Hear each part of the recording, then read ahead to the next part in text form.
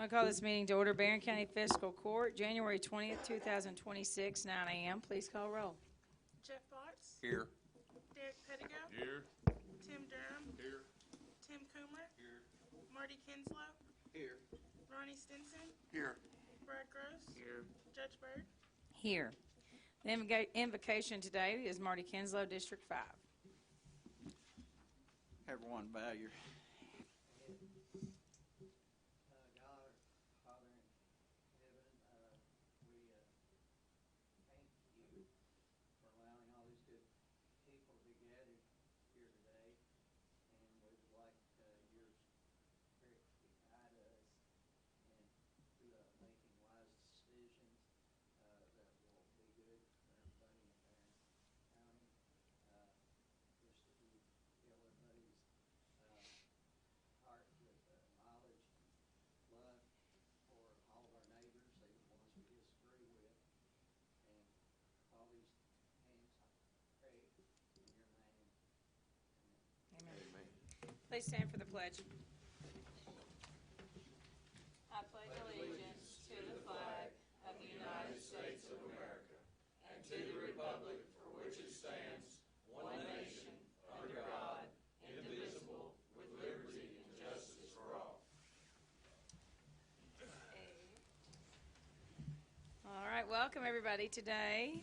Before we get started, we need a motion to do the adoption of the orders of the day. I need a motion and a second. Motion on that? Motion by Botts. Second. Second by Gross. Any discussion? All in favor say aye. Aye. All opposed? Motion carries. I need to approve the County Clerk December 2025 excess fee report. Need a motion and second. Motion. Motion by Durham, second by Coomer. Any discussion? All in favor say aye. Aye. All opposed? Motion carries. Need to approve the County Clerk year-to-date quarterly report. I need a motion and a second. Motion. Motion by Pettigo. Second. Second by Botts. Any discussion?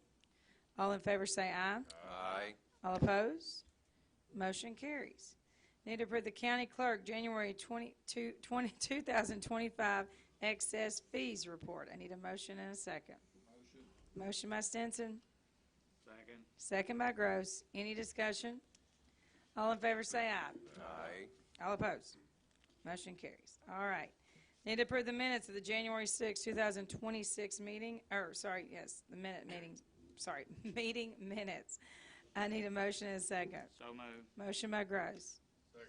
Second by Durham. All in favor say aye. Aye. All opposed? Motion carries. Okay, announcements. Well, I don't know if there's any events coming up aside from the large snowstorm heading our way on Saturday. We'll address that in our roads committee and reports, but just to make sure that we are planning and being prepared for that for Barren County.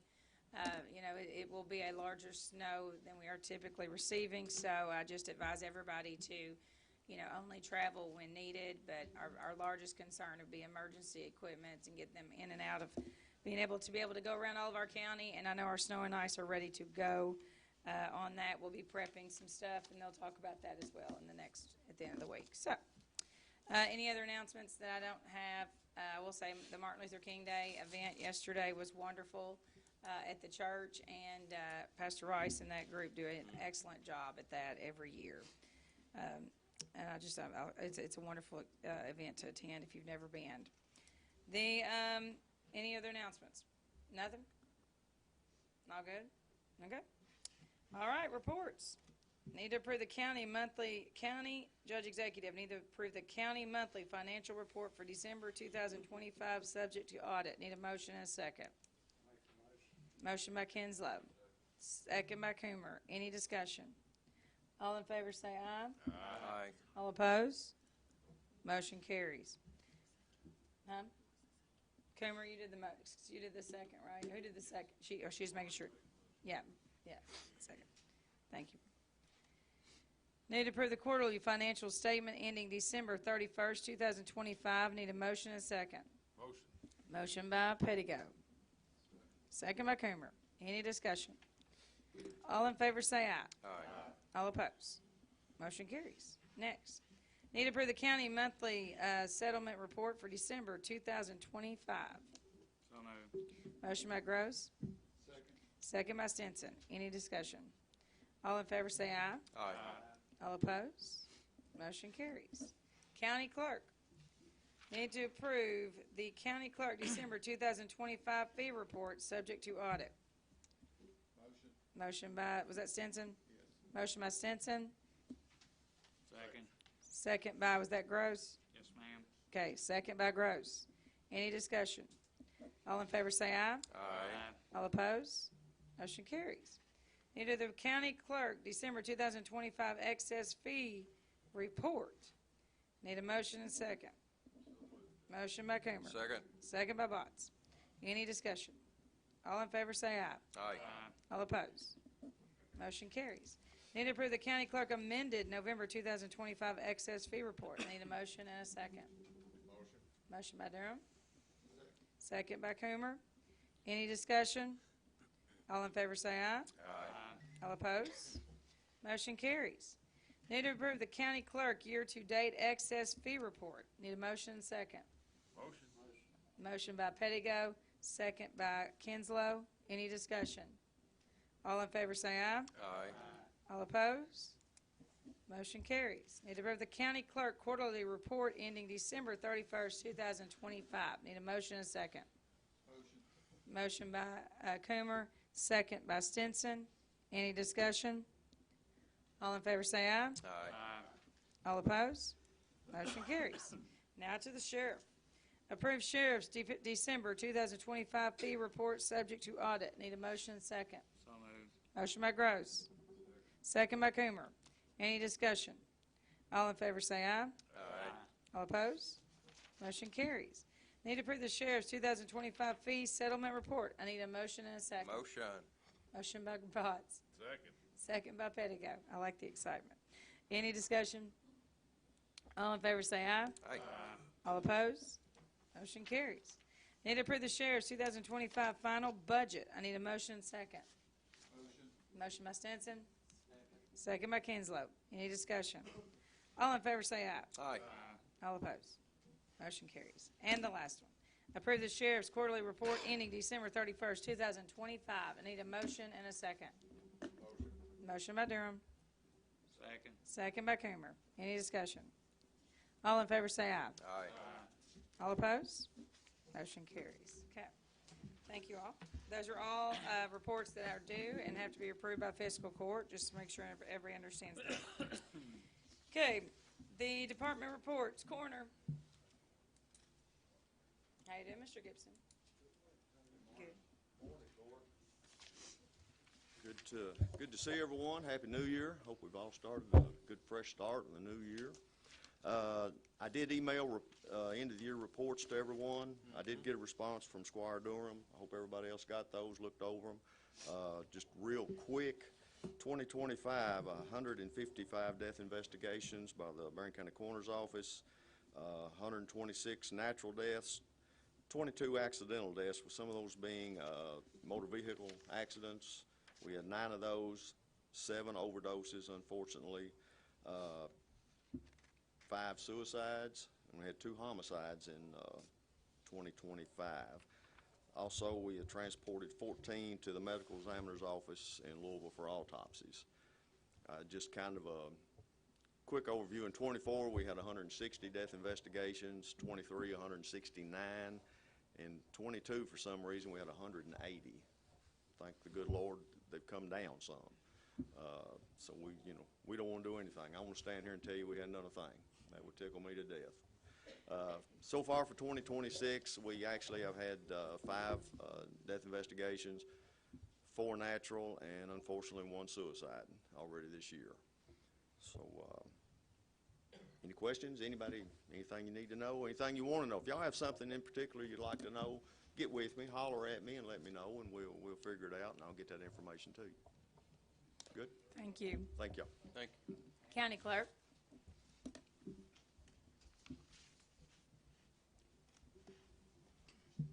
Good morning, everybody. Oh, hold on. Let me take my glasses off. I like to have a good picture. I don't either. That's all. Sorry. She probably got me going. Sorry, y'all. Well, good morning, everybody. It's always exciting to be here. It's a fun time every time we get to meet at the fiscal court meetings. Just to go over a little bit money-wise, we got real excited last month and we gave you too much money. But don't worry, we've made the adjustment for this month. So our actual December excess fees would have been just over $93,000, but we did a little subtraction from what they should have been in November and what we gave you, and so I think we turned over just over $40,000 this month. But don't worry, same money, just a little adjustment, okay? But we're still excited. We're still trying to do the most down in your county clerk's office.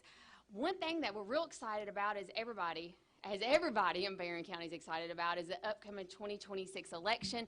As y'all know, the primary will be here super fast. May is not far away.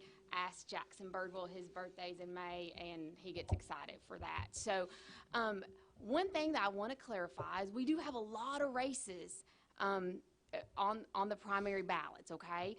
As we know, most of our candidates are going to be Republican candidates, meaning we have Republican primaries. There's not going to be a Democrat ballot for the primary, but I do know that there's some confusion out there, and I have said it, so I'm going to say it a little bit louder for the people in the back. And I am pretty loud, right, Jamie? Thank you. So I want folks to ask me when they have questions about the elections, because I want to be the loudest voice in the room on this. If you're a registered Democrat and you live in the Glasgow city limits, you do get to vote in the nonpartisan city council race. I don't know how that got misunderstood. We've talked about it, but somebody on the Facebook is talking louder than me. So I want to clarify that one more time. It is a nonpartisan race, the city council race, and it's super important to the folks in the Glasgow city limits. So we want them to know, no matter how you're registered, even if you're registered other and you live in the city limits, you're going to have a ballot available to you for that race. That may be the only thing on your ballot, but you will per the KRS, okay? And I'll go over that tonight. I'm going to do a Facebook Live. Folks have asked for it, so you're going to get it. And if you have questions, just let me know, all right? All righty. Anybody got questions? All right. We'll give lots of updates as it gets closer. If y'all have questions or need anything, just let me know. Thanks, everybody. Thank you, Alina. Jail. How you doing, Mr. Shirley?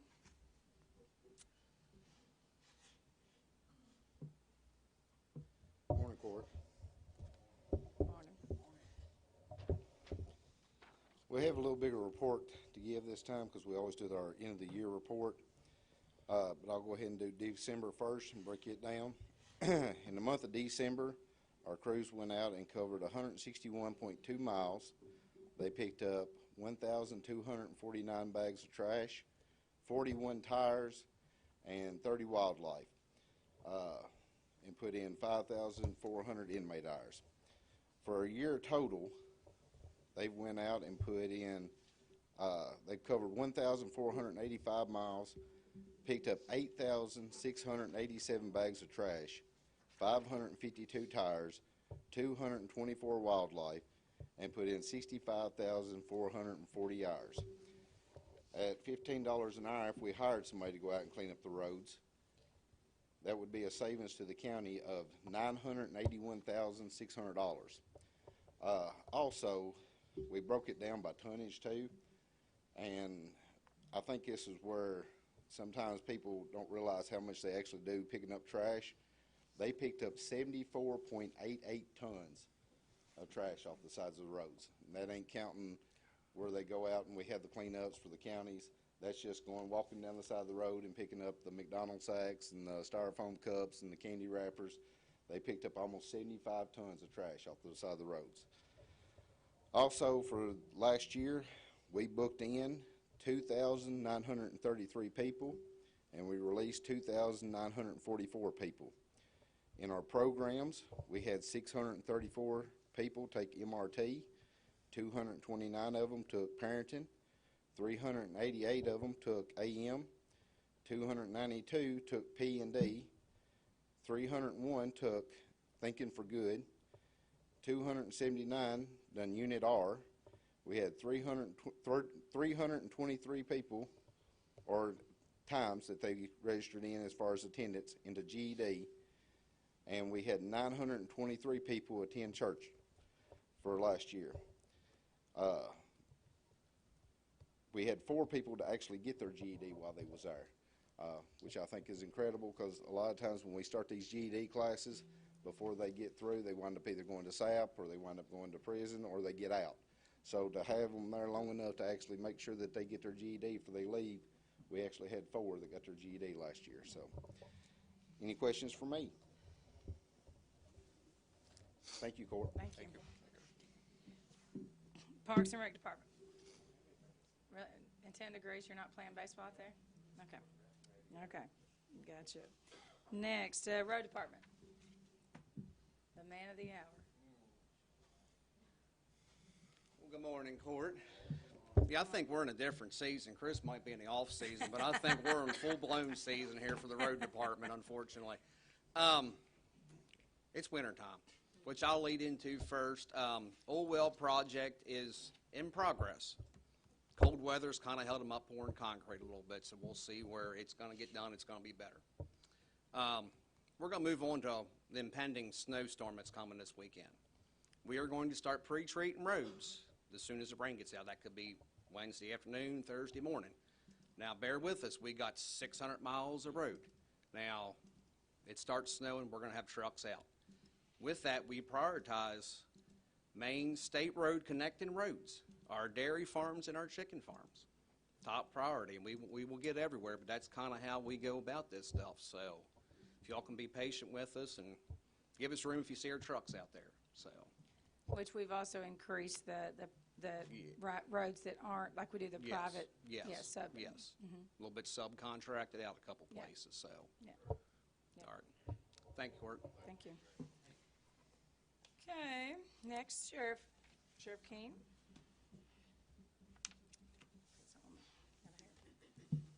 Morning. Hello, good morning, Court. Got a few numbers for the year. Also, what I wanted to pass along, our tax collection is at 92% of $35 million for a total. So we've gathered 92% of the taxes that we would take up. A few numbers for 25. We had 11,896 CADs for the year. We covered 305,322 miles for the year. Converts about to 858 a day out of 12 deputies. So we're covering a lot of roadway and 600 miles of roadway. So any questions for me? Very well. Your deputies were doing good in the school traffic this morning, especially as cold as it was. Yeah. And also, for the first time, Judge, we have a SRO in every building now. We've found a retired officer that's got the certificate in training, and we've got him in Eastern, so they're pretty excited about that. That's awesome. Thank you. Thank you. Okay.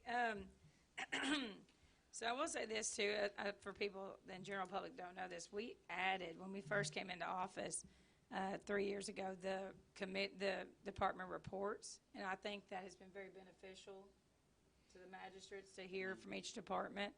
And I don't know, I mean, that's been beneficial to me, and I think to them to be able to tell what they do from month to month. So I've appreciated that. So thank you all for stepping into that, new thing and taking that the way you have. So Administrative and Budget Committee meeting was canceled. Do you have anything, Mr. Kinslow? Just a little bit. Turn your mic on, Marty. I don't know why his mic's never on.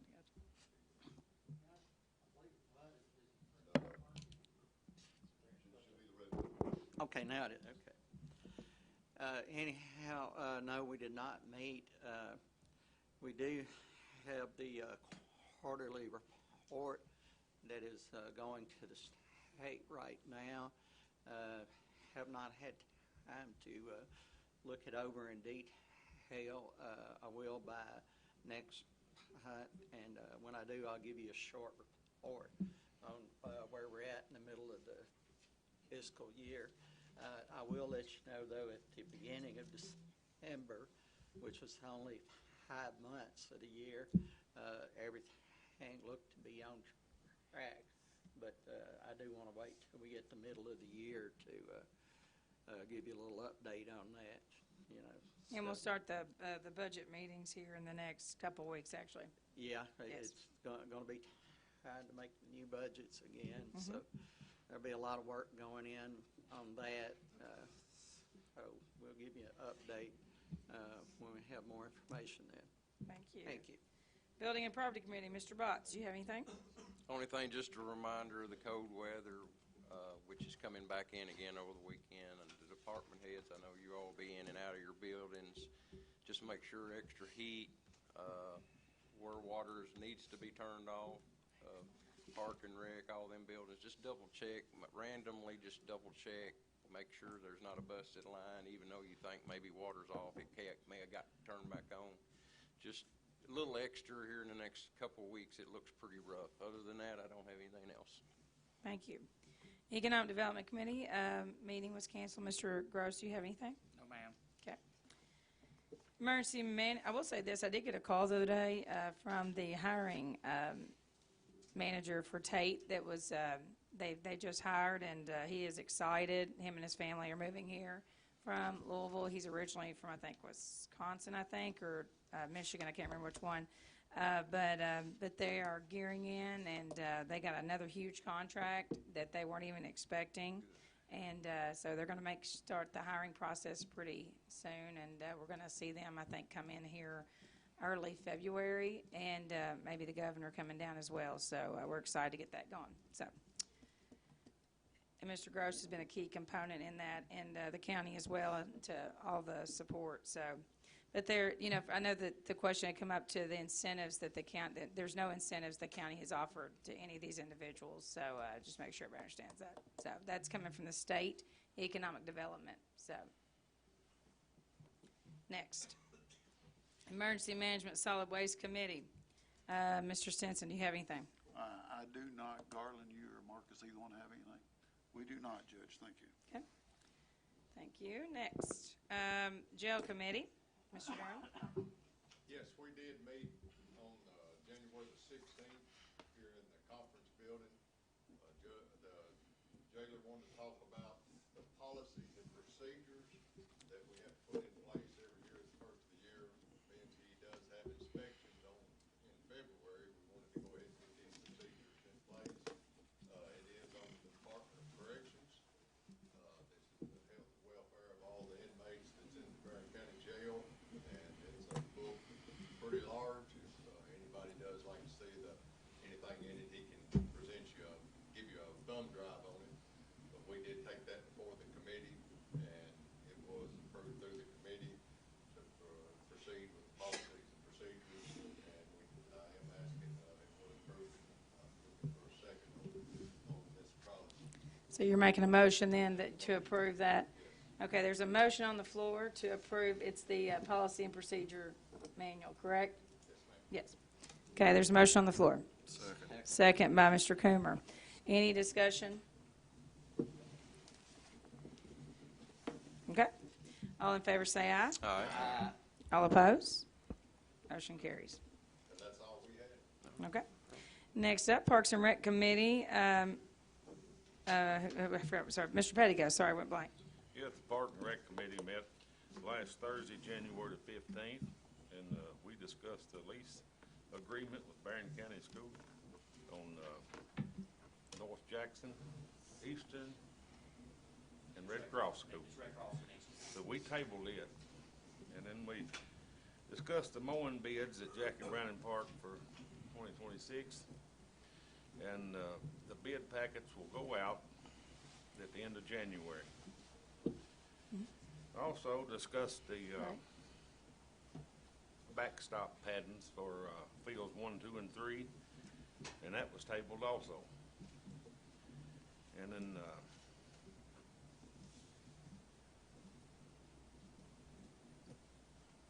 I'm trying to think. We reviewed estimates for the security doors for the park where the people have been breaking in, and that was tabled also. So that's all I've got. Gotcha. Which, to what he's talking about too on the agreement, the county and the school systems have an agreement as to, the maintenance of the fields at the schools, and the county, takes that on. And we currently handle Red Cross and Eastern, and that's where the agreement will continue. The school system had brought up about us with North Jackson again, but there's a lot of discussion on that we're just really not interested in at this point, and we will continue the agreement with probably Red Cross and the Eastern fields for sure, because those are good fields for our kids to use for practices and so on. So I think the North Jackson fields need a lot more work, and that, we don't want to put that on the property tax issue. That needs to be handled within probably the schools. So we'll figure that out within the schools, and but that's where that's leading to, because I know there's been some concerns and questions asked on that as to what fields we're going to take on for next year. So, Transportation Committee, Mr. Cameron. Yes, the Transportation Committee met last Friday. First piece of business was we viewed the handbook for the road department. There was only a couple little verbal tweaks that we made to it. It all seemed good, and we've made those and passed them on to our county attorney, and he's going to look over them, and then we'll hopefully vote on it at our next court meeting.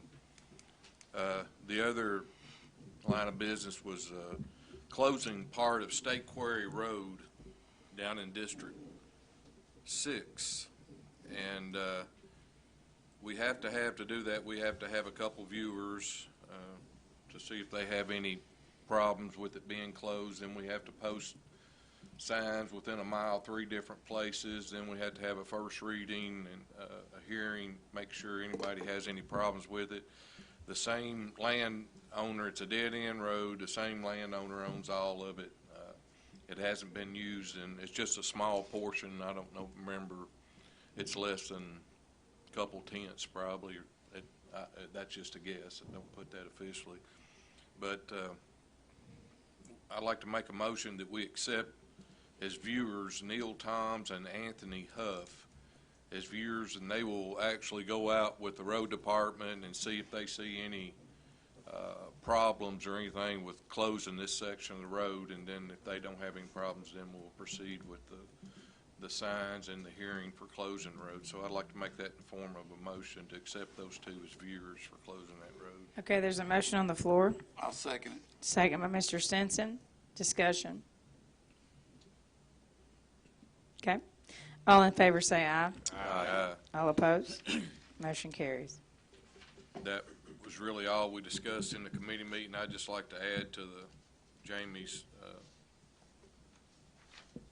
what he was saying about the upcoming snowstorm, possibly just let everybody know that we are completely full of salt. We did one of the improvements we've made at transportation is adding more storage. So if we do have this, that we have plenty of salt, and as soon as it's used out, it will be replenished and filled back up. And as far as efficiency with the equipment we have now, not saying that we're going to get your road the first thing the snowflakes hits, but we're more efficient in snow removal now than we've ever been in the past. Don't panic.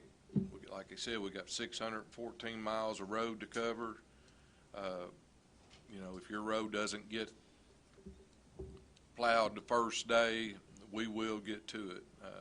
Like he said, the farmers, they have to get rid of their milk. We're going to, and the poultry farmers, we have to be, have them first on the list, and emergency management actually would be first, and then the farmers would be second. But just be cautious, and hopefully they'll probably miss us. They usually do, but we are prepared as well as we can be prepared. Not to say there's always going to be something break down, but that's all I wanted to add. I will second what Mr. Cameron said. You know, honestly, the trucks are already operational. I mean, that's one thing we've done is invest in the items needed to make sure that we are a fully functional, operating, continual road department. We don't have trucks sitting in Bowling Green being worked on now. It's and we have qualified people out there ready to go. So that is something I'm very thankful The other thing to think about also, and I brought this up too during the committee, Senator Higdon and Representative Upchurch, who are over the transportation budget, I've met with them numerous times this summer. I went up to meet with them again on Wednesday last week. They are fully supporting our push for more money for rural road funding. We don't get enough at a local level for rural road funding when you have 612 county miles. So you're limited to what you can and can't do. But I will say this, also he did kind of talk to me as well, Senator Higdon did, about to continue the push for, and telling every person I know that Barren County wants a regional driver's licensing center here. I know they're pushing for some of the things to go to all 120 counties, but that will not be everything. But we want everything here, and we can handle that. So we are continuing to push that, and he is pushing to put that in the budget. So we're hopefully we'll get that April 15th and make that big announcement. So we're doing everything we can at a local level, Julie Jolly as well, to let them know. And we have all everybody know in Frankfort that we want that, and we can handle that. So anyway, just like he said, Warren County is not regional. Warren County can handle Warren County. We need to be regional here. So next, anything else? Anything else on committees? Okay. I will say this too. I know people too. I've heard a lot of people talk about discussion. Discussion happens a lot during your committee meetings. If you want to know when the committee meetings are, they're always posted to every one of the media. You can actually reach out to Shanda or my office, and we'll let you know when the committee meetings are. If you have an interest in a committee, whether it be jail, parks and rec, roads, whatever, you can attend those meetings. No one says you cannot attend those meetings. But that's when a lot of your discussion is, and then that way when we come to court, it's an official meeting, and we aren't dragging out too long for the public to understand what's going on. So, thank you. And I would like to add to that, not every meeting, but he doesn't miss very many of them. At all of our committee meetings, usually Mr. Emmons here, who's a member of the media, if you don't know him, go up and introduce yourself after the meeting and say hello to him. He is almost always at our meetings, so these are public meetings. Correct. I just wanted to reiterate that. Thank you. Next up, okay, we're going to move on to these items next. Okay, so we need to approve the payment of claims as presented. I need a motion and a second. Motion by Stinson, second by Gross. Any discussion? All in favor say aye. Aye. All opposed? Motion carries. Need to approve the transfer of funds. I need a motion and a second. Motion by Durham. Second. Second by Coomer. Any discussion? All in favor say aye. Aye. All opposed? Motion carries. Need to approve appointments to boards and councils as presented. I need a motion and a second. Motion. Hold on. That was motion by Botts, second by Gross. Any discussion? All in favor say aye. Aye. All opposed? Motion carries. Need to approve personnel actions as presented. I need a motion and a second. Motion. Motion by Pettigo. Second. Second by Botts. Any discussion? All in favor say aye. Aye. All opposed? Motion carries. Need to adopt okay, now this, I'm going to pass this one off to Mr. Richardson as our legal counsel for the court, and I'm going to have him lead with this, and then we'll go into the motion and second after he begins. All right, good morning. So what the court has before it is a proposed ordinance that is going to repeal and then reenact the Chapter 90 of the Code of Ordinances, which deals with animal control and the control of animals in general. This is not sudden. This has been, as you guys know, that this has been in the works for quite some time.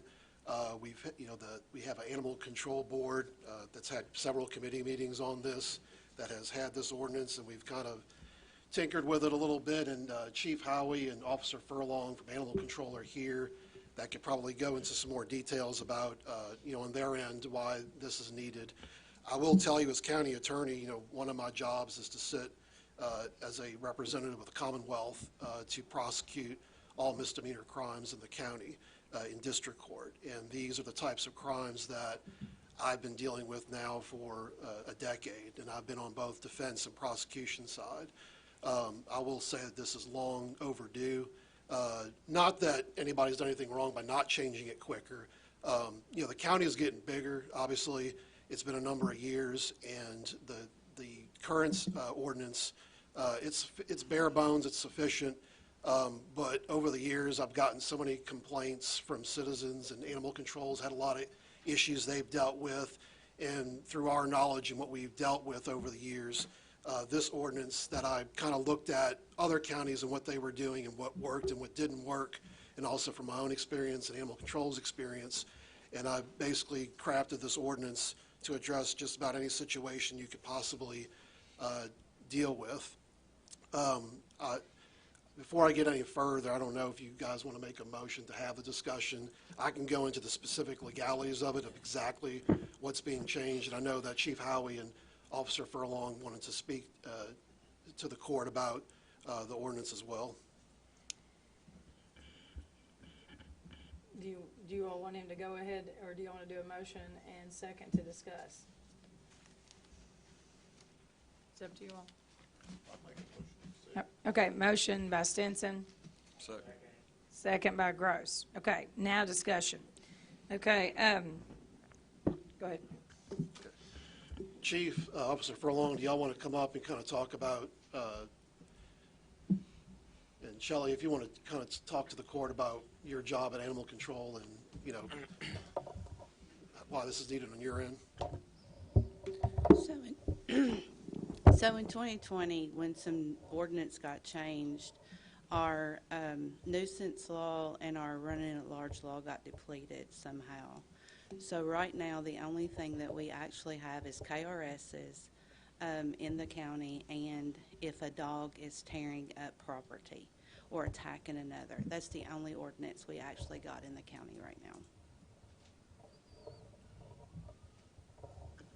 Chief, you got anything you want to add, or? So I think, first of all, what's important is that this is strictly a complaint-driven ordinance. Your animal control officers are not out riding around out in the county looking for stray dogs. This is an ordinance that they get a lot of complaints that they go out on. As a matter of fact, last year the county had 1,484 calls for service, specifically pretty much all involving dogs going on other people's property. This is not a leash law. There is no leash law anywhere in this ordinance. Y'all have had it for, I don't know, a couple, 3 weeks to look at. There's no leash law. It's a complaint-driven ordinance. It sets the fines, whereas before the animal control officers could either give a variable on the fines. This sets the fines. It just shears up everything, makes everything easier for the county attorney to help prosecute if necessary. And I will say that the animal control officers do a tremendous job trying to give warnings, making sure that the owners are aware of the ordinance before they take any enforcement action. So it's not like we get the first call, they go out and issue a citation. They work very diligently to try to educate the folks before they take any enforcement action. But our calls for service are still going up. We revised the city ordinance several months ago. We don't do cats. That helped drop the number of calls for service in the city. So it's a good ordinance. They've been worked on for months. We've gotten input from the Animal Control Board, and I think this will work great. It's not a leash law. There is no leash law. And another reason, too, the Animal Control Board was created was to work out the agreement between also both entities and BRAWA, which BRAWA handles a lot of the animals that are collected, and then also explain that part of the court proceedings of, whenever they're going through the court proceedings, the BRAWA has to take care of those animals during that because you cannot release them until the court proceeding is done back to the owner. So explain that and the cost that we've had to kind of figure out with BRAWA. So, anytime that there's a criminal complaint and they have seized the animal, BRAWA is responsible for feeding and caring for, making sure the dogs have the medical attention and the shots that they need. And as you know, sometimes court cases can get extended for extended period of times, and then the Animal Control Board is responsible over and above the shelter cost that we pay for dealing with those court case animals. So that'll help. One other thing, this ordinance is for the protection of the property owners and the folks that own the dogs. We're not trying to take away anybody's rights to having a dog. We understand out in the county that dogs roam, but when they roam onto other people's property and they cause problems with cattle and livestock, it becomes an issue. So basically, yeah, what you're saying is, I understand. I don't approve of government overreach, but you're also, it's more about protecting the property right owner and the animal owner rights, correct? Correct. Okay. And again, this is a complaint, they're totally complaint driven. It's not like the cartoons where you see the animal control trucks running around grabbing up dogs off the road. They don't do that. They don't have time to do that with the amount of calls that they answer. I Yes, got sir. two questions. I'd like to know what the makeup of the board is. Now, I don't mean individuals' names, like obviously you're the chief of police, you're one of them, do we have veterinarians, lawyers, doctors, give me an idea of the makeup of the Sure. board. And correct me if I'm wrong, but the sheriff is on the board, I am on the board. There's a veterinarian on the board. There's a veterinarian on the board, there's a council member, there's a magistrate Gross is on the board, there's a city resident that's on the board appointed by the mayor, there is a county resident that's appointed by the judge, and I think that's it. So how many members is that then? 7. Seven, okay. Yeah. And then Mr. Richardson serves as our legal counsel. And this is not, I mean, from what I understand, this is not just, if the first meeting was last year in March, so everything's been moving since then. It's not just been, because we Correct. received this back in early December for the county. So then we sent it out, I think it was like the first week in December around that time or somewhere around then just for everyone to look over and kind of any concerns, any questions and stuff like that. Correct. Yep. And those meetings are also open to the public. Right. The Animal Control Board meetings. Yeah. We usually have somebody from BRAWA that comes and sits in on the meetings. Yeah, sure. They're not a voting member, but they do come and listen.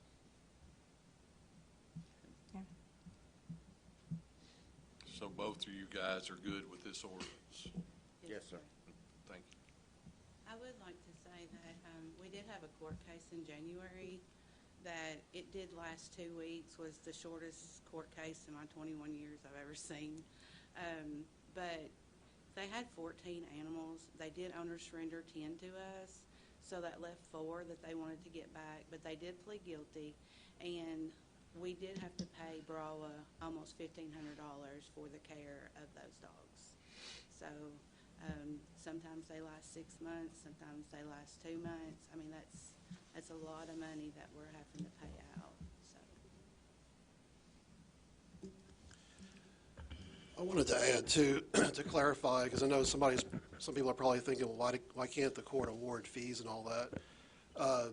Like I said, I've been prosecuting those cases for a long time, and several years ago, a court case had come out that had stated that, restitution, which is where you pay a victim back for the harm that's been caused to them, in these types of cases, the victim is the animals. And I think in the court case that was decided, not in our case, but another one that was used as precedence, I think it was the ASPCA had it was a huge bill, and they were awarded restitution by the court.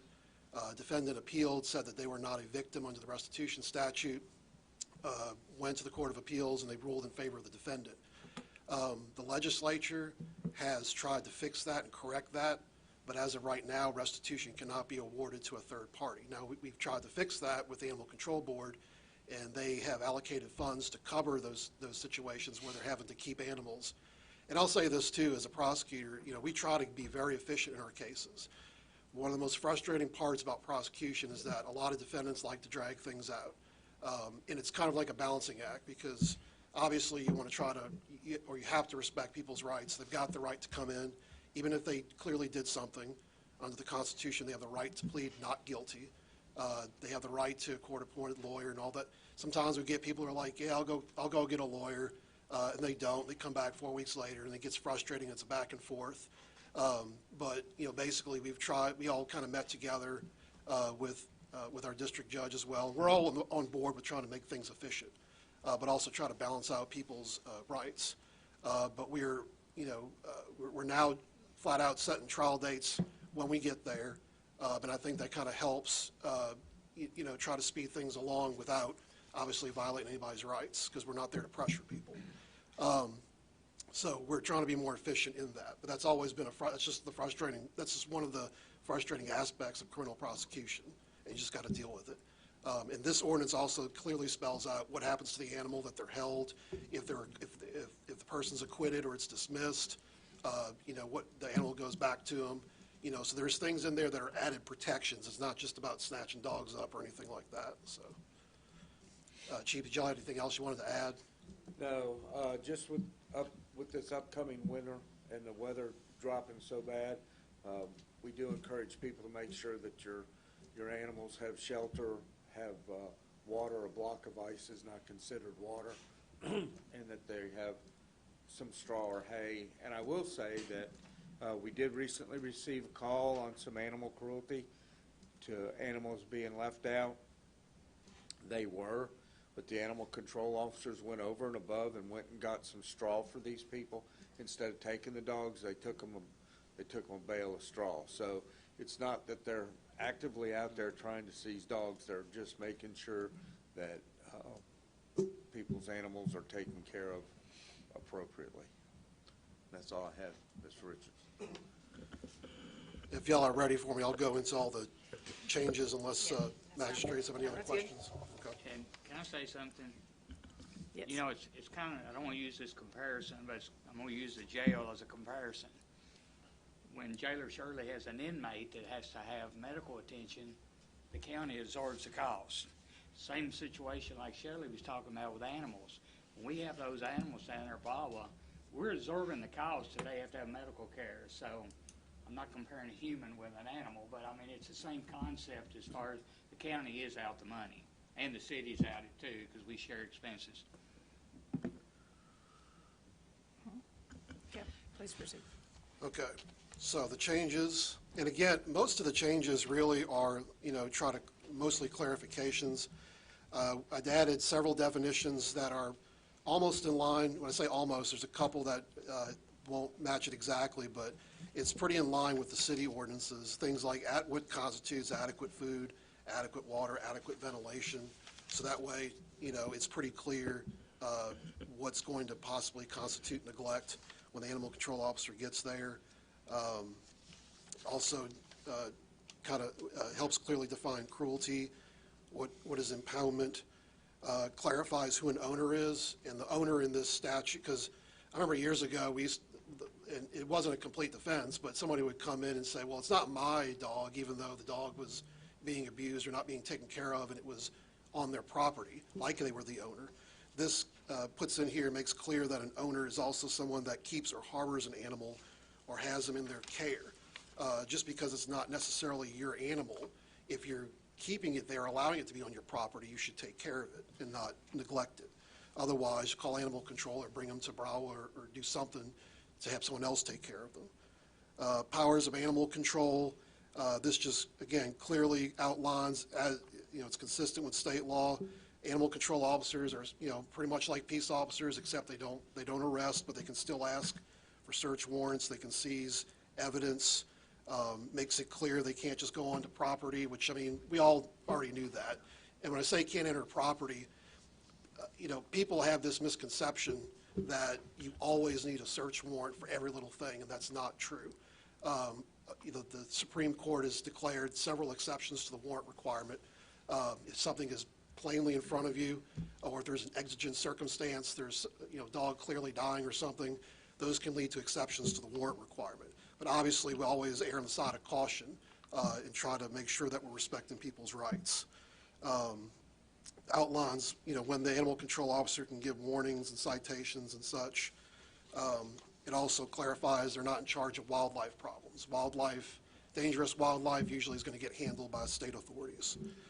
Impoundment of animals, again, clarified what happens if a person is charged with possessing a vicious animal or inhumane treatment, or any charge under this code where the dog is seized. Makes it clear that they're held at Broward until the court case is done. And then also to let people know, whenever we prosecute people, however it ends, either with jail time, probation, or whatever, every case is different, always depends on the evidence, always depends on our witnesses. A lot of people sometimes see things on TV and they're like, oh, so-and-so got this, so-and-so got that. That's not fair. If you don't know the exact facts of the case, you really can't decide what's fair or not. Every case is different, and it always hinges on several things. But whatever the outcome is, we always seek to have the animals taken away, and then the maximum probationary time in a misdemeanor case is 2 years. So we always try to put in there that they're not to have any animals for 2 years. We always try to make sure that that's in there. Some things have not changed. Disposition of impounded animals, impoundment fees, and reclaiming animals, rabies control. That's all the same. One big change is animals running at large and livestock running at large. Again, to repeat it, there is no leash law in the county. There's never been a leash law in the county. There is a leash law in the Glasgow city limits, because obviously in a closed-off city like that, they want to make sure animals are all controlled when they're close to each other's property. The county has different needs. Obviously it's big rural land, big farm properties. It would be reasonable to let your dog just roam about, and also that comes with reasonableness as well. Just as an example, several years ago, I had a call at the county, when I was an assistant, I had a call at the county attorney's office from a lady who was from up north, had just moved here, and she was trying to call and complain on her neighbor, saying that, and I was like, well, what about their dog? And I was like, well, what's the problem? And they said, well, the dog keeps coming on my property. I said, well, what is it doing? He said, well, it's pooping on my property. I'm like, ma'am, this is, she was from a big city. I'm like, you're moving out to the country and rural areas. Did you talk to your neighbor yet? No. And I'm telling this story, too, to let people know that we're not out to get people just because neighbors call and you want to get their neighbor in trouble, that kind of thing. There's a reasonableness aspect to this. And also we demand proof as well, because if animal control is not out there with body cam or with witnesses and all that, and somebody just it's a person that just randomly calls our office, we're going to demand proof of things. And we're not just going to go out to people just because a dog comes on their property, once or twice, because that's just dogs. They do things like that. They're going to bark during the day. This is for situations where they've talked to their neighbor and the dogs clearly are coming onto their property. Either they're damaging property or they're ruining their quality of life. Those are the types of situations that we deal with, and we always demand proof of those things. But the animals running at large notes the different situations where, like if they're on a public highway, that's a danger to the public. People can run into the dogs, obviously a danger to the dog as well. Not allowing it to go into people's private yards without the consent of the yard lot or of the owner. And the statute was always known as owner to exercise control. And people, I think, over the years refer to it as the leash law, but there's not a requirement that you have the dog on a leash. And that lists the fines that are there for that. And it's an enhancement, so the fines go up for every time that you violate the code. Now, livestock running at large is going to be new. And this was after we had discussions with the sheriff, and I didn't realize how many times the sheriff's office had to go out to assist animal control with livestock that was out in the road. And look, that stuff happens in the county. You know, if it's horses or whatever. The problem that they're having is when you've got the same owner again and again allows it to happen. Once or twice, that's going to happen. If you keep allowing it to happen, then you're not doing enough to keep it from happening. And those are the types of situations that animal control is going to have to try to rectify. And again, those are all enhanceable offenses as well, like first offense in a 12-month period or second offense in a 12-month period, you know, and it just goes up each time there's a problem. Animals as nuisance, that's another one that we really needed to clarify. You know, that's where animals that unreasonably annoy humans, endanger the life and health of other animals, substantially interferes with the rights of citizens, and it goes down a whole list of examples as to where that would happen, like if they're threatening, harassing people or their animals, you know, chasing cars, offensive odors, you know, there's different types of situations that are listed there. Because I know we had an issue a couple of years ago where we had a gentleman where his livestock was being eaten by the neighbor's dog or being attacked by the neighbor's dog. And the way the ordinance is structured now, all we could do was do a fine. And the guy clearly didn't care. You know, we took him to court, but, you know, all you have is a fine for those types of situations, it gets very hard to get people to stop doing things they shouldn't be doing. You know, we've always looked at jail as a tool. You know, it's not necessarily the end, but a lot of these folks that just don't care and are not going to adjust due to a request from the neighbor or law enforcement, you know, they're going to need a little bit more to try to get them to not allow their dogs to attack other animals. Humane treatment of animals, that was another one that I updated. It clarifies that you cannot simply abandon any animal or livestock. You know, you just can't just dump it off at the side of the road, even if they turn out to be okay. I mean, that's not how you deal with animals. You know, you either give them to somebody that can care for them or bring them to Broward.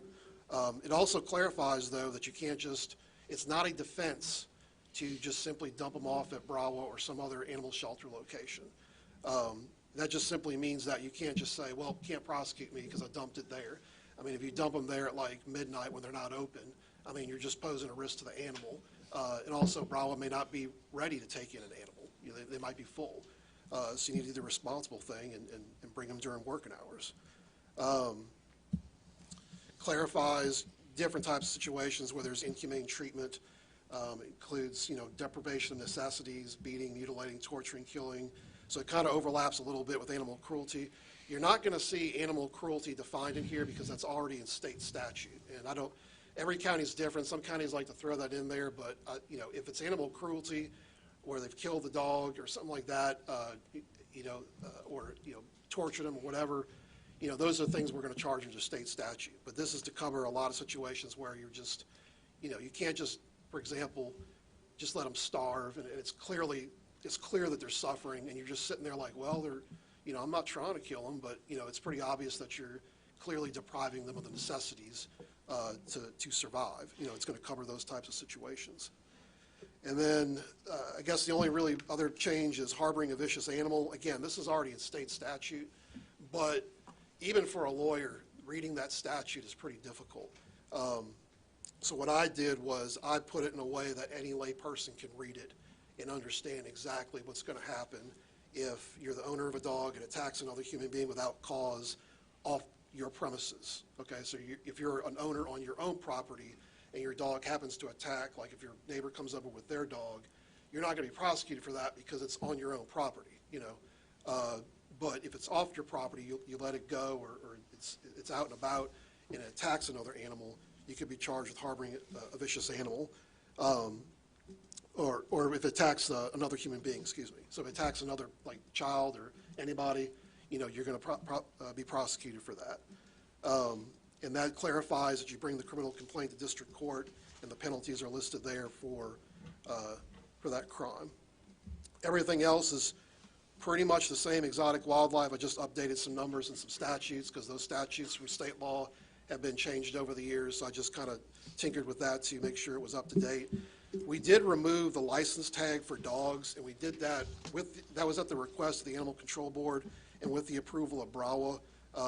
There was a statute in there, and I think Shelley had referred to some changes that were made to some years ago. They actually had changed it to where the licensing had become more preferential than required, and then BRAWA was just not able to keep up with it, so they asked for that to be removed, so you're not going to see licensing tag for dogs in there anymore. And that's pretty much, that is the changes to the statute. And I also wanted to make it clear that this is not an emergency, so if you guys need to take time to consider it, that's fine. I know you've had it for a little bit, and I know I've talked about it for a while, and the Animal Control Board has discussed it many times.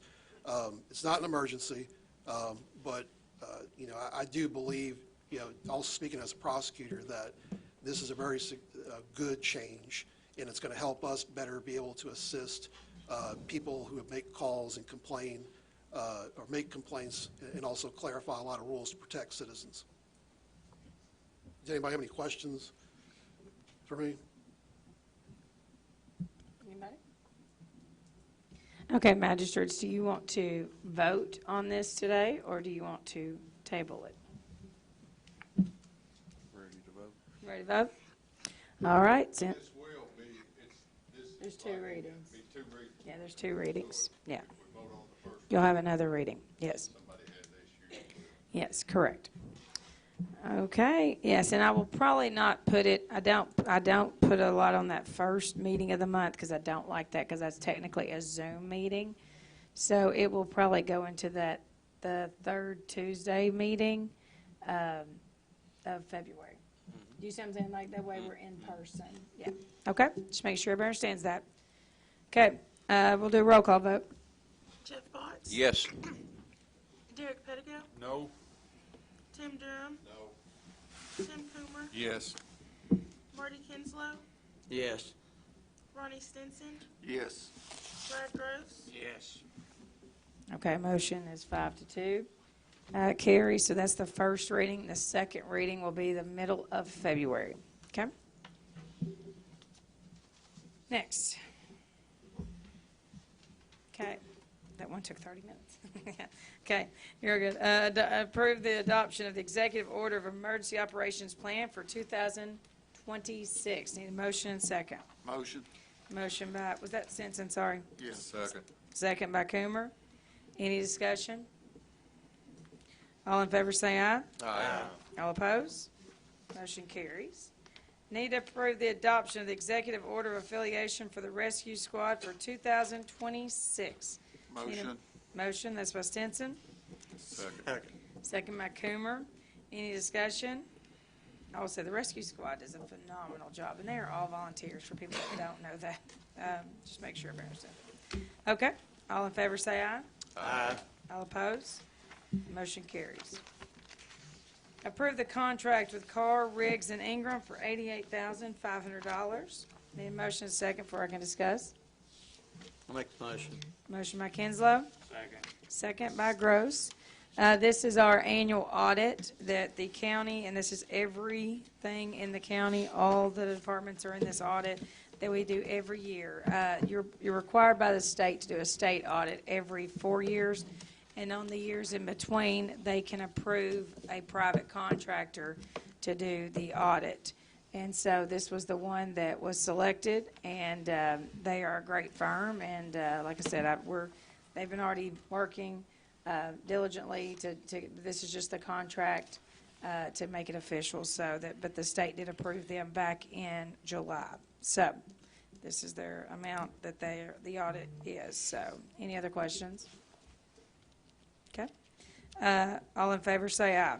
Aye. All opposed? Motion carries. Next, acknowledge receipt of 2025-2026 fiscal year budget of the Barren County Conservation District. We have a representative with us today. He would like to speak after I have a motion and a second. Motion by Coomer, and I think Pettigo, is that you? Yeah.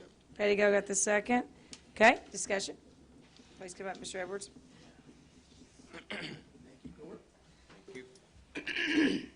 Excuse me. The Barren County Conservation district oversees state cost share programs offered to producers in the county. In 2025, CAPE, which is County Agricultural Incentive Program, put $210,374.68 back into the local economy by cost sharing with over 70 producers on practices to improve their farming operations. $7,517.46 was paid out to young producers through YAPE, which is the Young Agricultural Incentives Program. It is available for youth at least 9 years old at the time of applications. Up to $1,500 is paid out to each project.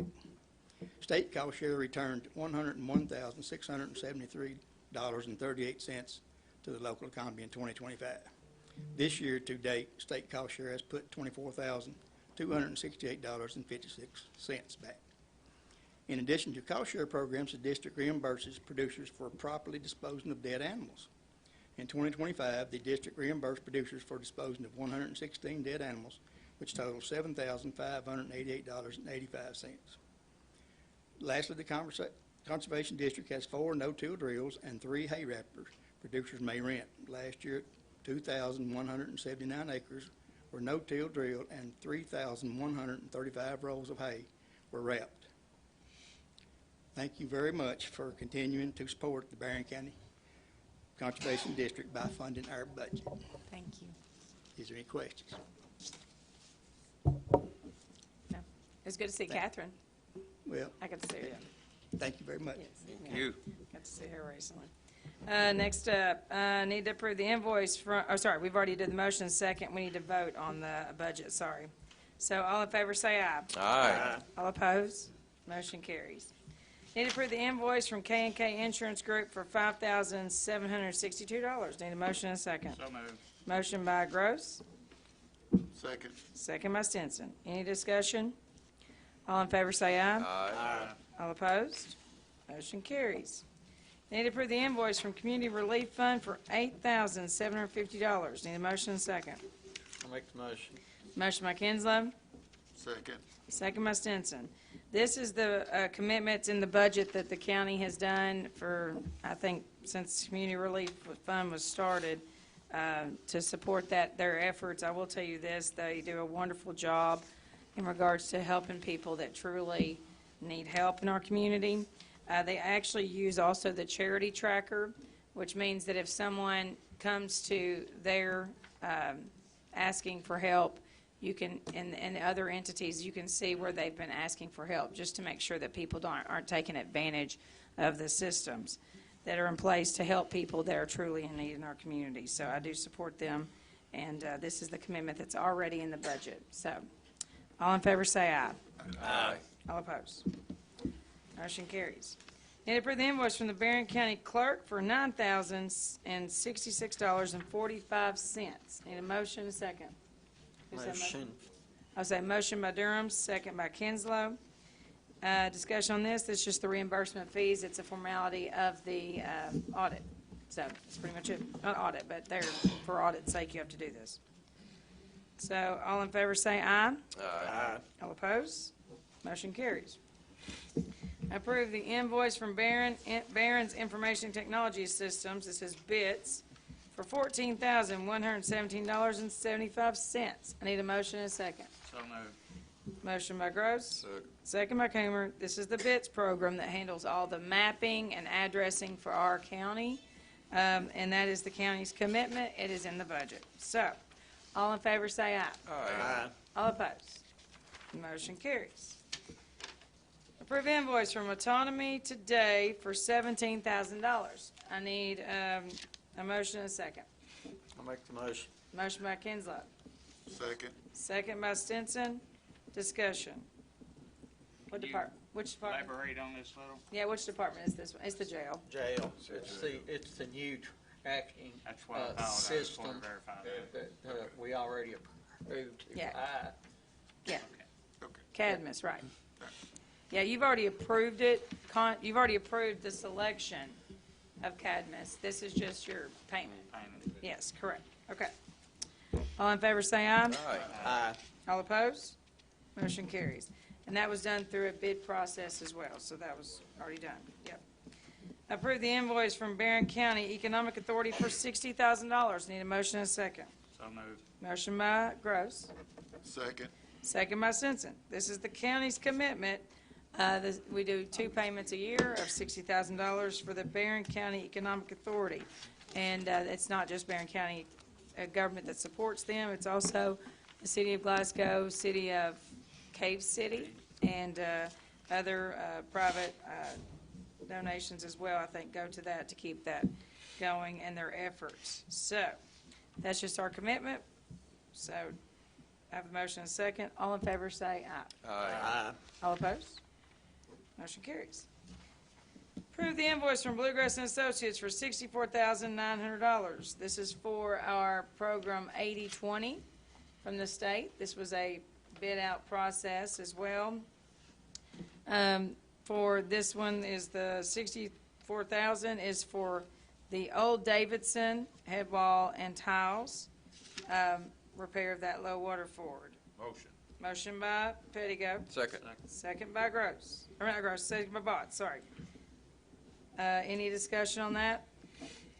Okay, this is 80/20, which means it's a program that you have in the state transportation budget for every county.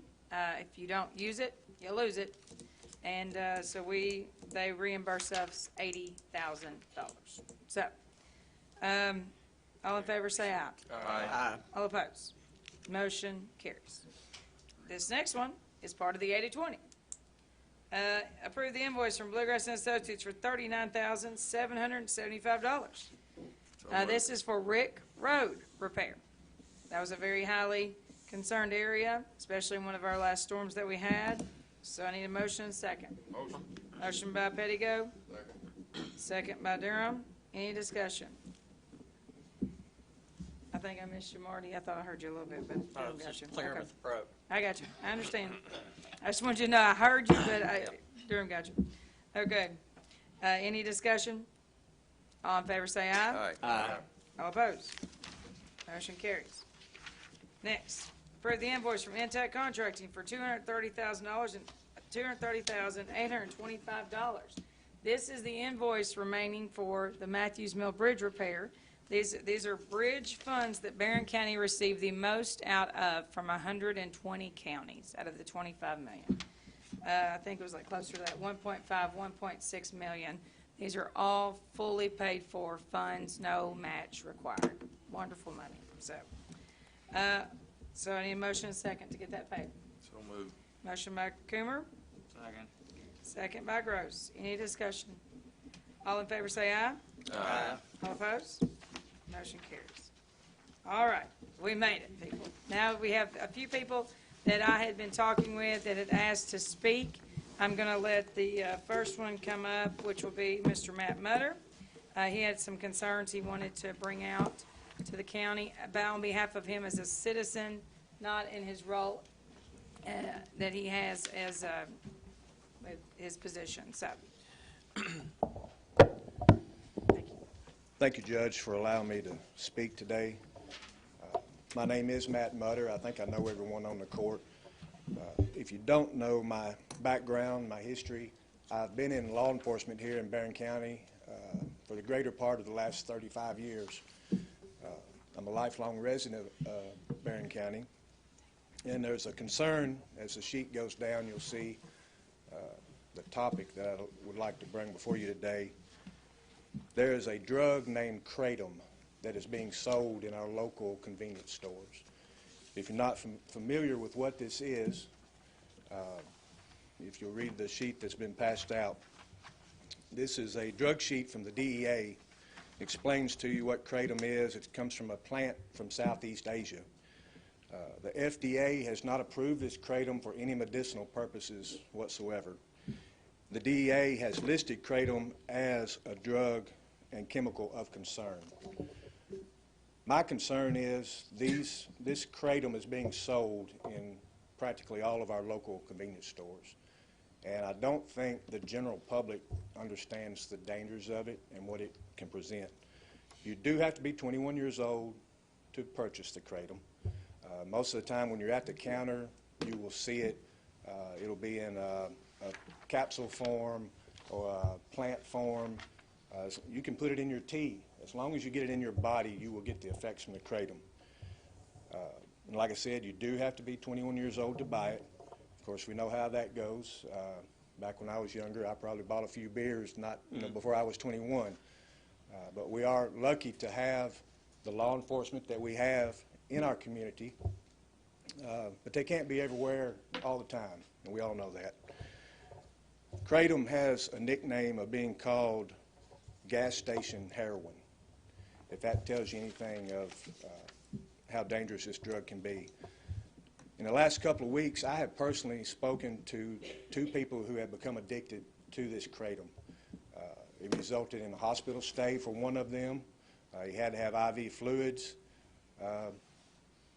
Eventually, he's on the path to recovery now. But he came to me, he said, I can't shake it. He said, I've done many things in my life. He said, I've done about everything you can imagine, cocaine, meth, heroin, fentanyl. He said, this kratom is the worst. He said, I couldn't shake it. Of course, it's going to affect everybody differently.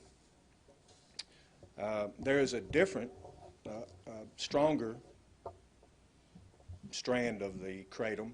It's called 7-OH. And Mr. Richardson may be able to elaborate on this a little bit more, but November of last year, Governor Beshear outlawed this 7-OH from being sold in the state of Kentucky. Like I said, it is a higher strand of the kratom. It is now a Schedule I controlled substance. But the kratom plant is still being sold at our convenience stores. My purpose of coming to you today is, and I would like to ask Mr. Richardson to elaborate if he's willing to, what can we do to prevent this from being sold in our stores here in Barren County? And I'm planning on going to the City Council and Mayor also at a later date, but I wanted to bring this to you today.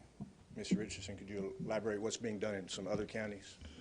I was going to, yeah, so I know there's one other county that, and I don't have it in front of me right now, that has banned kratom being sold in stores. And I wanted to add, too, that I know, and Matt, I think you're still part of drug court, right? I can't officially say that today, but I can speak to that off record. But I was going to say that drug court, when I was assistant Commonwealth's attorney, one issue we had coming up with people that were going to drug court, sometimes you got folks that, again, they're trying to shake an addiction, and they might look at something like kratom, which was legal. You could buy it as long as you were 21, and they would start using that. But of course, it's got psychoactive components to it. That's something that became a problem. And of course, they signed things like, hey, you can't use any type of substance that's going to cause a problem for you. But it like Matt was saying, that yeah, it's like gas station heroin. It's got it poses a lot of issues for a lot of communities. I think some states have moved to ban it. I know the Governor Beshear had moved for the cabinet to reclassify certain substances used in kratom for Schedule I controlled substance. At the federal level, it's still completely legal, I think. But me personally as a prosecutor, I would be all for banning that substance. There's no, I think it says so in this DEA sheet, there's no known legitimate medical use for it. It's basically at low doses, it'll serve more as a stimulant, and at higher doses, it becomes more sedative. But there's no medicinal use for it. There's no reason to have it. So I think it would be beneficial to have an ordinance to ban it. The county would have the ability to do that. That's entirely up to the fiscal court if you want to do it. And if you want me to start looking into that, I can craft something and present it to the court. Or if you don't want to pursue it and see what comes out of the state. It's somewhat regulated by the state because obviously the under 21, those restrictions, they're trying to fix a lot of that. But the county doesn't have to wait on it. It depends on what the court wants to do. But as a prosecutor, there's no point to being able to sell this stuff. Is it regulated by the ABC? It wouldn't, no, it's not. It's not regulated by, yeah. So there's no really regulation over it. Okay. And I would just, like I said, my purpose, I'm coming as a citizen today of Barren County. I would rather see us be proactive than reactive. Mr. Kinslow. How long has this been available? How long has it been on the market? It's been around for years. It's very popular in Bowling Green. If you'll drive down any street in Bowling Green, you'll see big kratom signs on the stores. But has it But it's- been sold here for years, or is it just recent? I don't know, no, it's been here for quite a while. I don't know the exact time frame, but it's been here in our county for quite a while. Okay. Yeah.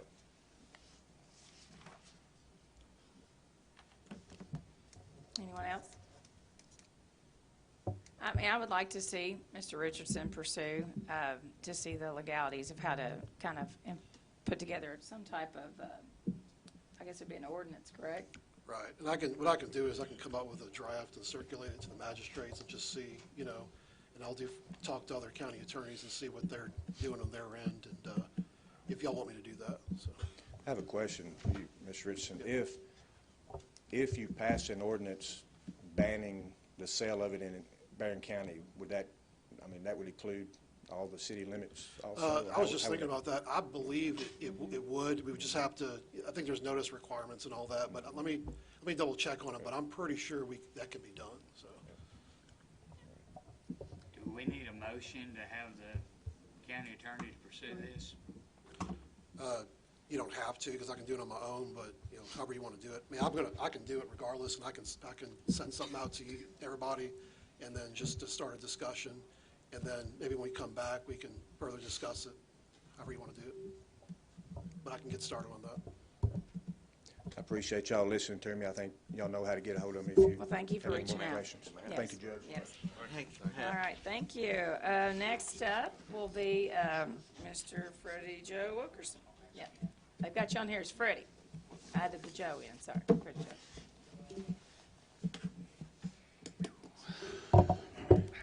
Word by word, we communicate daily.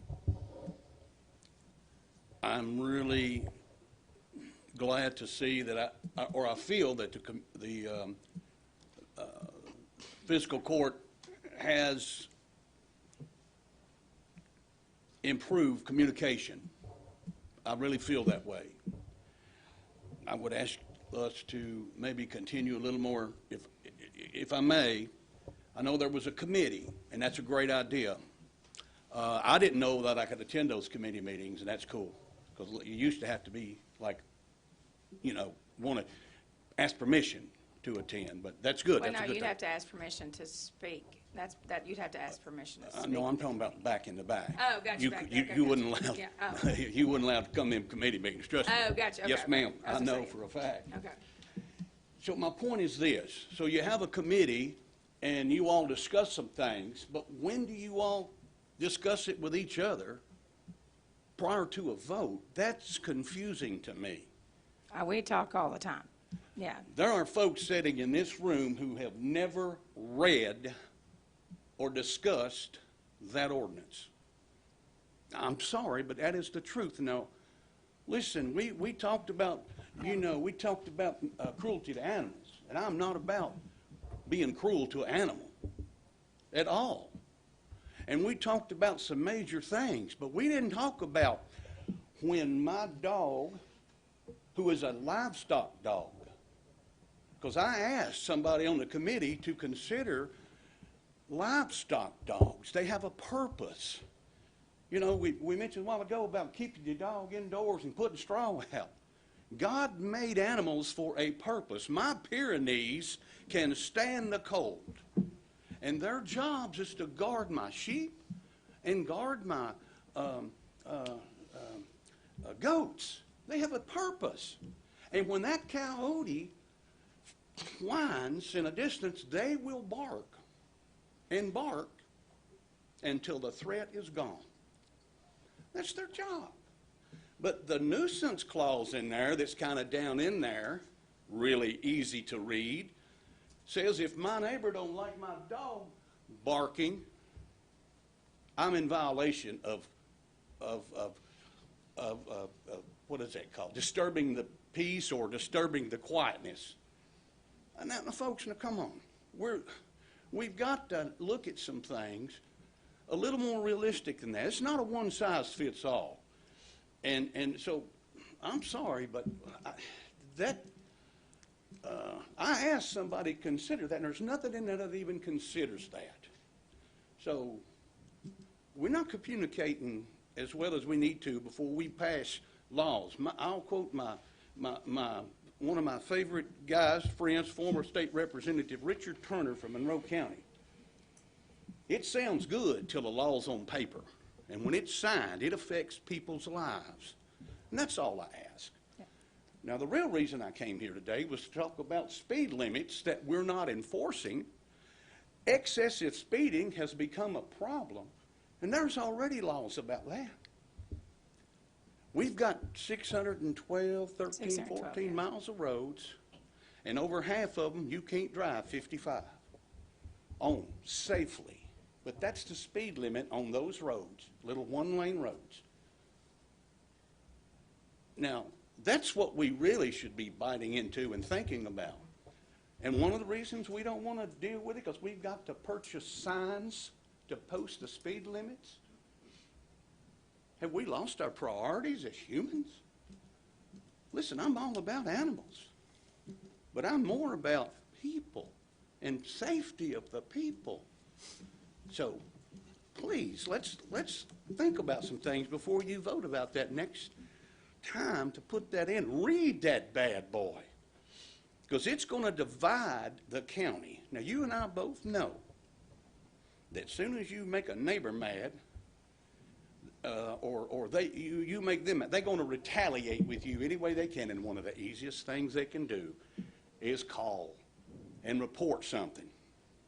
It's got to the point to where they are over the line, and really and truly, they are making false police reports, but we do nothing about that. It's gotten way out of control, and now we've given them another thing. And I know, my gosh, our court system is already jammed up. By the way, Matt, I'm not sure where Matt went. That is awesome. That's awesome. While we're in there worried about that drug, let's think about the ones, the stores in this town that are selling alcohol to minors, because they're there. They are there. So let's just look at that too. And I don't mean to be frustrated, but seriously, it's got to the point to where there's so much going on, we're losing sight of what's really important. And I just ask the court, let's communicate, listen to the people, let's have a way to know what's going on. I just happened to click on Glasgow 1 and see this ordinance, and I'm like, oh my God. Now, I will commend somebody. Somebody called me about this because I had voiced my opinion that there is absolutely no way that you can have a ordinance that covers the city and the county.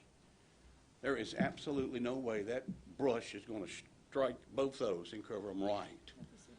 And so there's some issues there. The city did their own. Ma'am? The city, I know that. What do you mean? This county ordinance covers unincorporated areas of the county, not city municipal limits?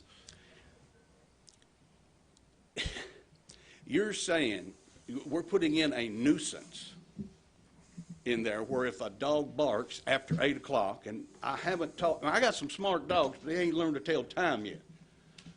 If they bark after 8 o'clock, that's a nuisance. And I'm saying my dogs have a legitimate reason to bark.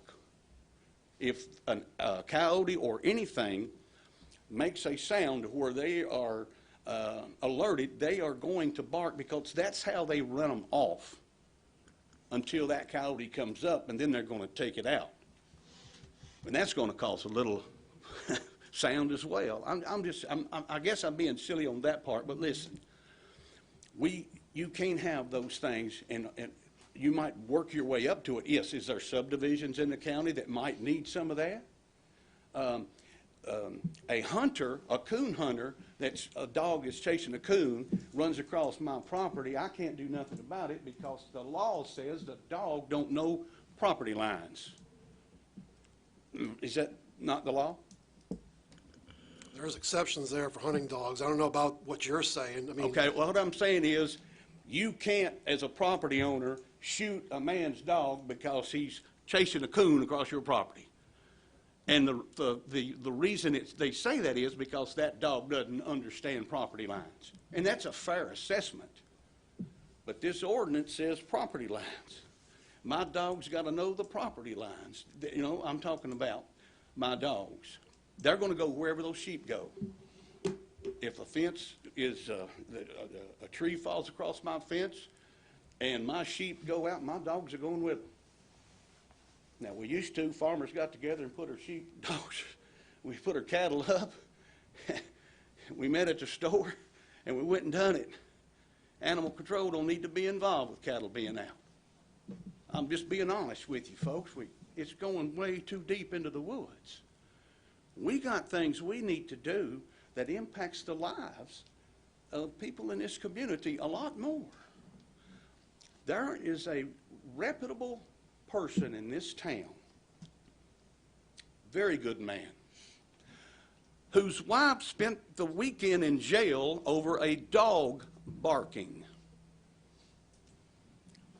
not long ago. Okay, so which case are you talking about specifically? Sir, I'm not here to discuss cases. No, what case are you talking about? No, Jeff. You don't want to go there, okay? I'm right. A person spent the weekend in jail because a dog barked. Now, it happened. So we don't need to beat that horse to death. But my point in having said this is, there's not been enough discussion among you all to even call for a vote. If you voted and haven't read an ordinance, I don't know. If we've got I asked for how many speeding tickets we've written in the past year, and I didn't get an answer. You were told to get with Kentucky State Police because you were No, asking sir. for records related to Kentucky No, State sir. data sheet. No, sir. Yes, you do. As a citizen, I'm asking the law enforcement of this town. Oh. Now, No, are we just- going to cut Freddie dice? Joe, All I'm saying is, just reminding you, usually it's about a 5-minute limit.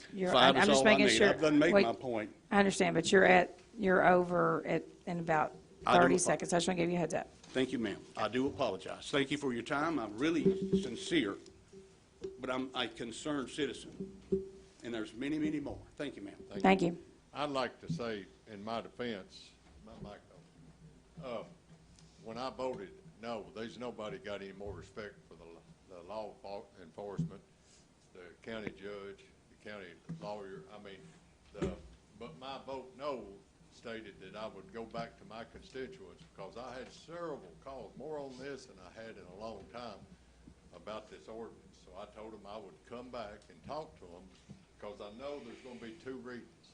And so I can come back and I might probably vote yes next time. I'm not voting no to kill it. I'm voting no to come back and talk to them and explain exactly what went on this ordinance because, you know, I'm a pet lover. There's a cat sleeps on my head every night, not by my choice. It's an emotional support animal for my wife, is what it is. And but that's our issue. But that being said, I did read the ordinance twice, and there is a whole lot in it. But I had constituents call me and said, please call back and continue this. So I'm going to call them back and talk to them and say, now this is what it is. Now tell me how you feel about it, you know. So my goodness, I appreciate what all the effort's been put in. And really, honestly, to go back on that, that's the reason why your ordinances, which are law, have 2 readings. It allows your first reading, and then you have the time between, which we're allowing 30 days in between, to do that. You know, Yes. I explained to them what I would do, and they was tickled, and I'm pleased. I think Mr. Richardson done a great job explaining it. Even though I read stuff, it really helps me to get it talked to. So thank you. Thank you. I would like to make a response to that. You know me very well. You know me for years, and I've lived in my community every year of my life. But I'm only going to cite recent history. And I'm going to tell you why I voted my way. I don't like the implication that we don't know what we're voting on. And I'm just going to give you the bare bones. In a little neighborhood where I live, there's been 2 instances in just the last 5 years that there was very nearly gunplay with 2 neighbors because of the way the laws are now. There was no law in place, or an ordinance, a law, whatever.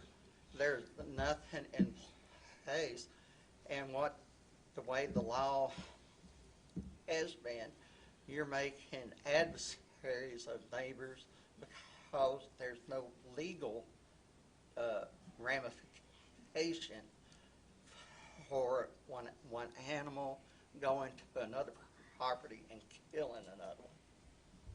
And to me, that's what this is addressing. It may not be perfect, but there's a reason, and that's the reason I voted.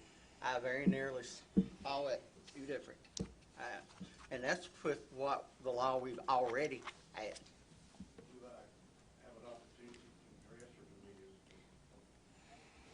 And the only thing I can say is, if your dog comes into my land and kills my dog, there can be 2 dead dogs. I don't need the law. Okay. So what you're saying, you're going to put the law in your own hands then? I'm protecting my property, the law allows me to do. Okay. Okay, anything else today? Oh, sorry, sure.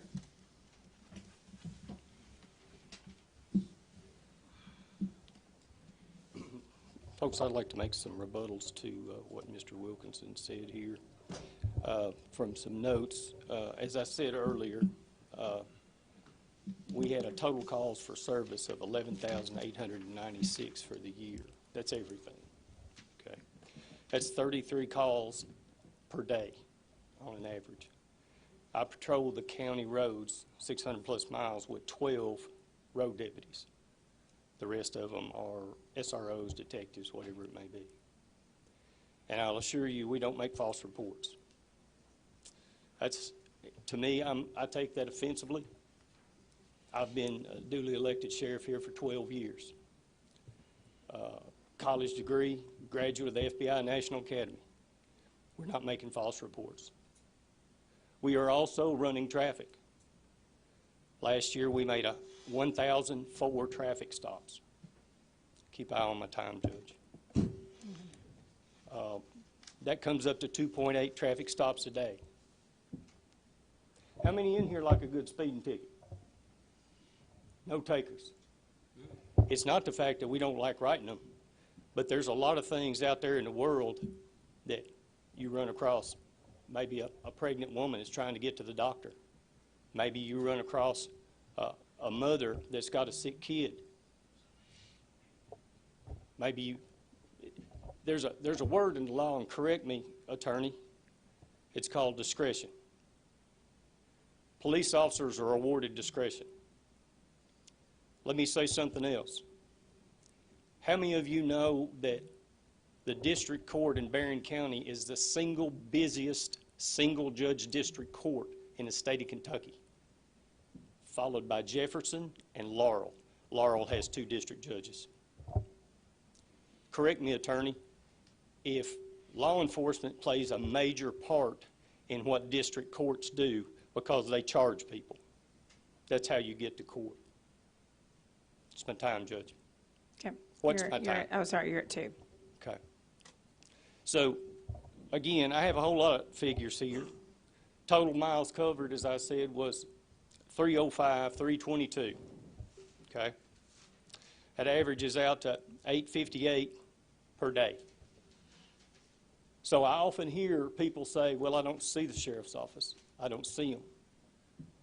Well, probably most people are working or asleep. We cover a lot of roads. And yes, as the chief said earlier about another agency, we're call driven. Yes, we're patrolling, but many times we're called away. So let me end with this.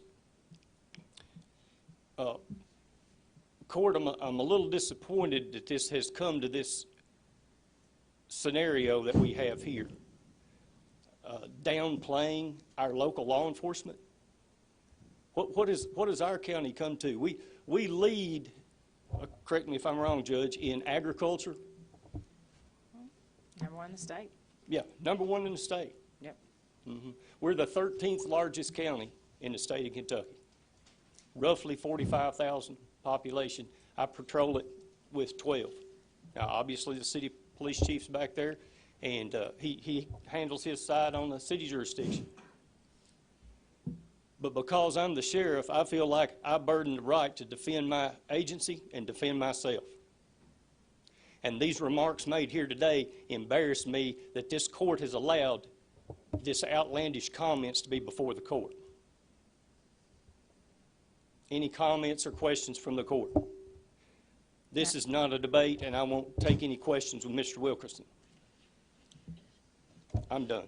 I agree with you. Again, questions or comments from the court? My question is, I mean, we didn't in any way agree with him. We're saying she allowed him to speak, so what's your disappointment in us? My disappointment is, Squire Coomer, that this conversation, which I think is politically motivated, and I'm not running, it's been brought to the court. Because we run speed, we run traffic. Oh, we may agree. just not run as much as he wants us to. I just don't understand your disappointment in the court and allow him to speak. I guess. I didn't know if he was going to. Yeah, and honestly, he asked to speak on speed, but then he spent a majority of his time on the animal control part, which I was kind of caught off. And I don't disagree with that, Judge, and I don't disagree with the posting of signs. And I don't think it, in my view of the speed issue, I don't think it's sheriff. I think it's the speed limit. People don't understand that on county non-posted roads, 55. It's 55. And so I know that Mr. Richardson's been doing a lot of research into the ordinance and saying, you know, that there's options that we could do with, like, because we have had a lot of growth on some county roads. So if they have 30 houses on that road, you know, and within a mile, we can now post that as a 35-mile-an-hour speed limit. So we're pursuing those. To me, it's not really, I think it's just making sure we understand as a court. I want them to understand that, like, if we don't make it a mandate that it's 45 or it's whatever, when people call in here to complain about speed, a lot of people don't understand that if it's not posted on their road, it's 55 miles an hour. And those cars probably aren't going over 55, 60 because, you know, that's a very high speed on a county road that you just, or whoever said, on some of these narrow county roads. You know, like that's not, so to me, my understanding was that it's an option for the county to take a proactive approach to maybe discuss, just like I've written you before, to talk about we may need to lower the speed limit, or we also need to purchase the two, you know, traffic. So you can buy these items and we can do it with ABC funds. I want to make sure we always give the schools money to help with their anti-drug and the after prom to keep kids from being out drinking and driving or partying. Those options, we help out with those ABC monies. Well, after that, I would like to purchase two of the items to put on the sides of the roads when people do call us. Because, I mean, I know how many deputies you have. They cannot be patrolling every one of these county roads. I want the magistrates to understand that those would be solid investments to use ABC funds on, to put on roads that people call in to say, hey, we have speeding on this road. We can put that out there, and it can show them their speed, and it can give us a report of, truly, there might have been only people going 55 miles an hour. You know, to at least take back to the property owner who's complaining to state that this is the average speed, maybe not what you thought it was. It's not 80 miles an hour. It's not 75. People are truly going the speed limit. Well, if we don't reduce that speed limit is still 55 unless posted. So, to me, that's more of the concern, is that the actual speed limits are too high on some of these roads that are highly populated right now. We might need to drop those. Now we have the option to drop those to the 35 miles an hour. I don't contest that part of it, but I took offense to some of his words of what we weren't doing.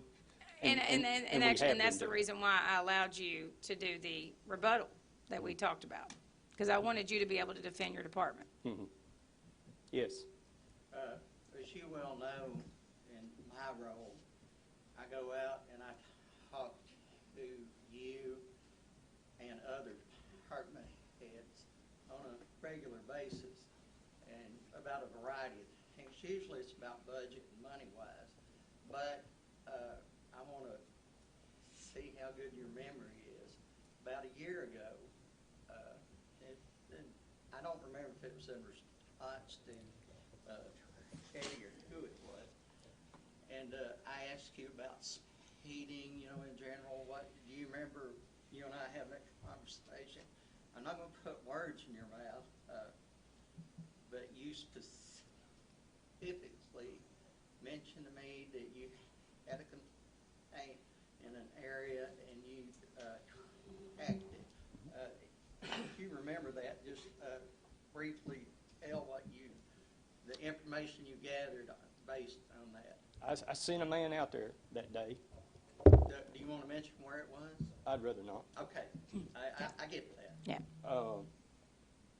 He stayed 4 hours. Matter of fact, I paid him 4 hours of overtime because this man's complaint was so vigorous. He was assigned to that area of the county not to go anywhere else, not to take calls, run speed. Okay. I gave him a 10-mile-an-hour threshold, which is over. If the speed limit was 45, I said 55 is your threshold. 10 mile an hour over. It's a courtesy. All of us folks drive probably 10 miles. I don't say it's right, but you know we're all guilty of that. We can't dispute that. Okay. He stopped 13 cars that were between 55 and 61. I don't recall how many citations he wrote. Not 13, but 6 maybe.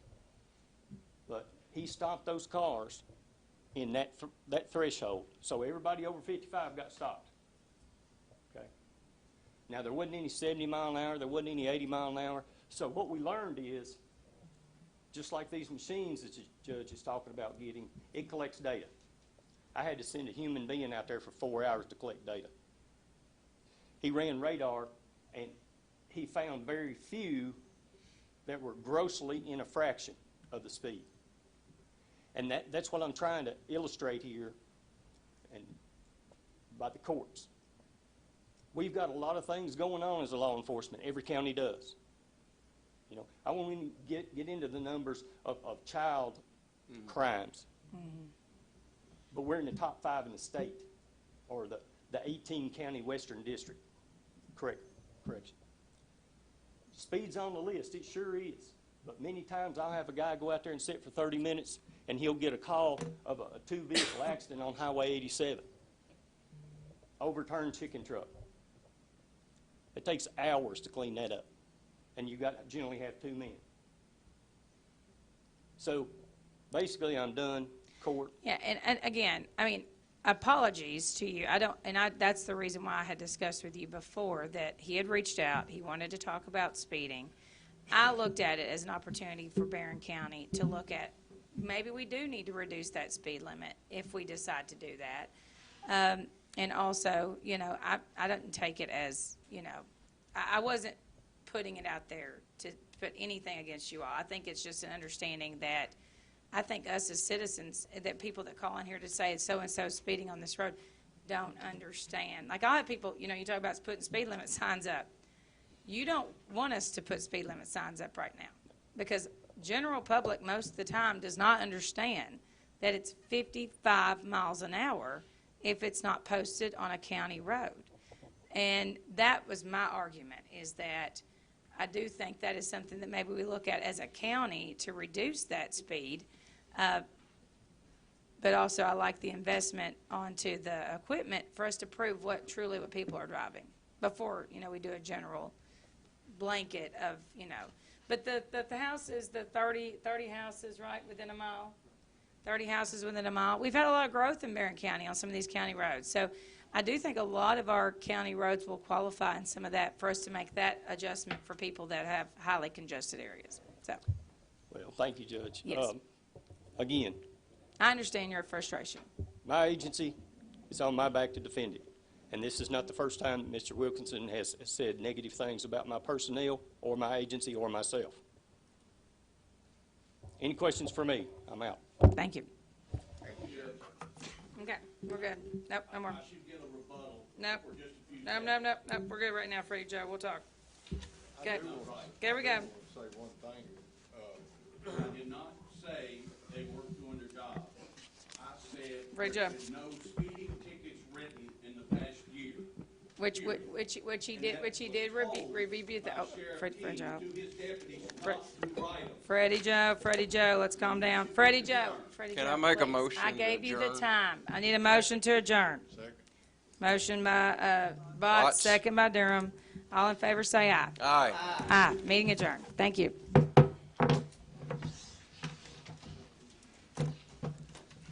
Well, 10:50.